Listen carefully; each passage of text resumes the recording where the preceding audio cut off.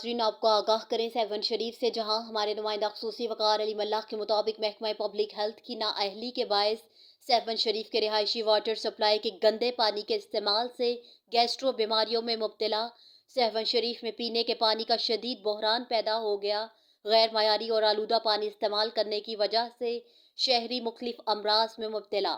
حضرت لال شہباز قلندر کی نگری اور وزیر اعلیٰ سندھ سید مراد علی شاہ کے اپنے آبائی اور انتخابی حلقے میں پینے کا صاف پانی فراہم نہ ہونے کی وجہ سے شہری ڈائریا، گیسٹرو جیسی موذی امراض میں مبتلا ہو گئے، جبکہ محکمہ پبلک ہیلتھ جامشورو شہر میں صاف اور معیاری پانی فراہم کرنے میں مکمل طور پر ناکام۔ سیون میں گیسٹرو کے باعث مریضوں کی تعداد میں مزید اضافے کا اندیشہ ہے۔ شہریوں نے وزیر اعلیٰ سندھ سید مراد علی شاہ، ضلع انتظامیہ جامشورو اور دیگر حکام بالا سے شہر میں صاف اور معیاری پانی کی فراہمی کو یقینی بنانے کا مطالبہ کرتے ہوئے کہا کہ سیون شہر کو صاف پانی مہیا کیا جائے۔